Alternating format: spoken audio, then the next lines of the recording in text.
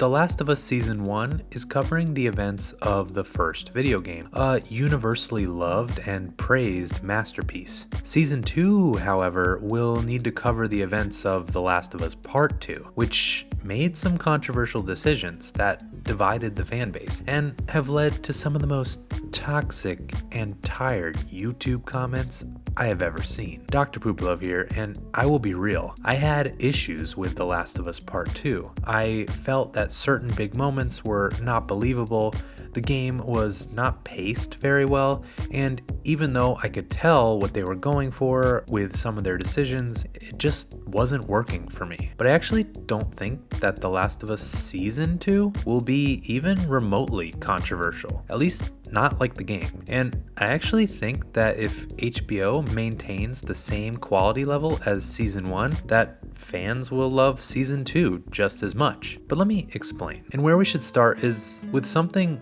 we have discovered already through watching The Last of Us Season 1. And that is that Craig Mazin and Neil Druckmann are not afraid to make some changes. And no, I'm not talking about saving Joel. He is likely still going to be getting that golf club. But Craig Mazin stated in the Last of Us HBO podcast that with each episode, they have been asking some pesky questions and challenging the believability of certain moments. For instance, changing Fedra to infected ambushing Joel, Tess, and Ellie at the Capitol made more sense, as Fedra realistically would not want to go that far away from the Boston QZ. Their main motivation is to just protect their home and the power that they hold there. And so I think these pesky questions can help make certain moments that they show from The Last of Us Part 2 more believable. For example, many people had issues with Joel and Tommy giving away their names and easily trusting complete strangers when they were brought to Abby's lodge. Our understanding from the first game is that Joel, who has made a lot of enemies, is not so easily trusting, and that the area surrounding Jackson gets attacked by bandits fairly regularly, and thus they shouldn't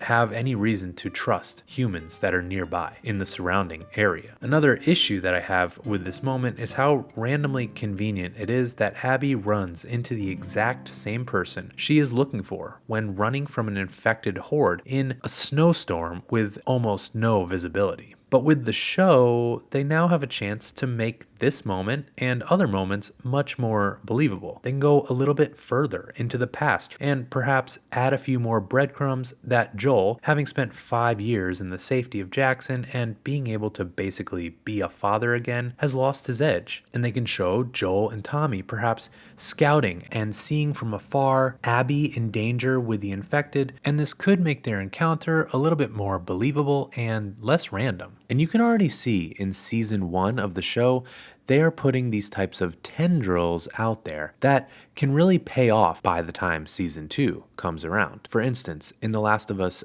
Episode 3, Ellie comments that Joel tells the truth too much and should have lied when he was trying to keep her from seeing the people who Fedra did not welcome into the QZ. And this is one of those little breadcrumbs. And you can see that by giving Joel the character trait of not being a good liar could make it much more believable that he would give up his name so easily. And they have done this in other ways too, like how they have taken the time to show Ellie's propensity and intrigue for violence early on in Season 1, which will make all of her brutal acts in Season 2 just that much more believable. By being able to give us just that little bit more and really go through and challenge some of these moments, they have an opportunity to present even the exact same events, but with the context needed to make these events more acceptable to the viewer. Another issue in the game that The Last of Us Season 2 could also fix is the pacing. The Last of Us Part 2 was really long and kind of paced oddly. I always thought that if they kept all of the events of the game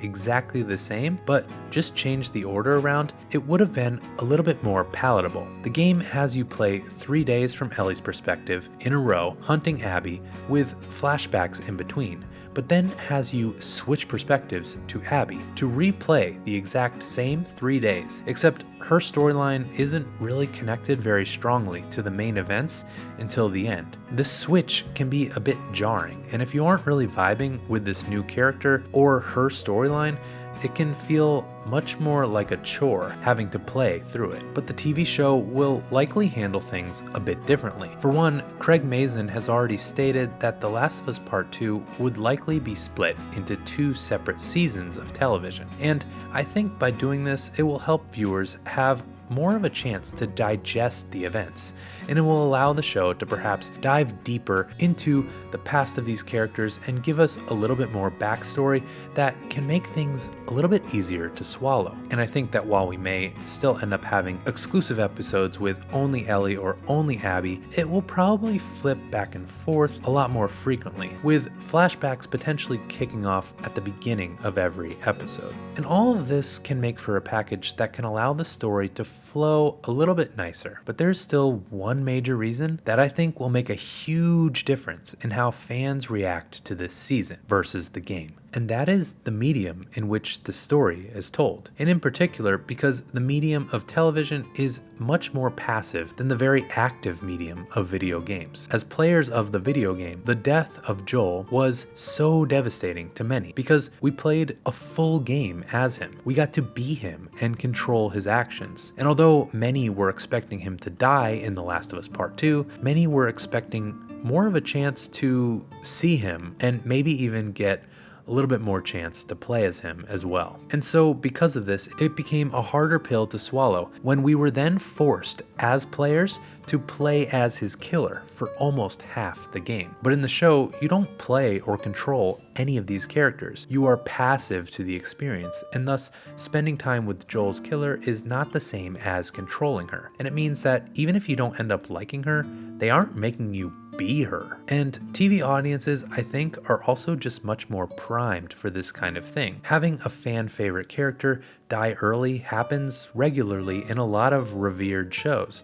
I mean, think about Game of Thrones, or perhaps even a better example that hits closer to home is The Walking Dead. And while I'm sure the death of Joel will spark some controversy, the viewer never had to see themselves as Joel in such a powerful way. And so having this happen will probably feel a lot less violating. But at this point, you might be saying, Dr. Pooplove, what about the toxicity? And yes, while there have been legitimate criticisms of The Last of Us Part 2, there are others out there who are just senselessly hateful and irrational towards this game, many of which didn't even play the game. And this is even still happening with The Last of Us TV show. The Last of Us Episode 3, for instance, got review bombed, and so won't things become even crazier next season? And the thing is, yes, there is a toxicity problem with this IP that will likely never go away, but these voices seem to be largely getting drowned out by the overwhelming positive response to the show. And that's why I think that if HBO can just maintain the same level of quality and thoughtfulness that they did for season 1 in season 2, that you still might have some toxicity, but the fan base won't be so divided and the positivity will end up outshining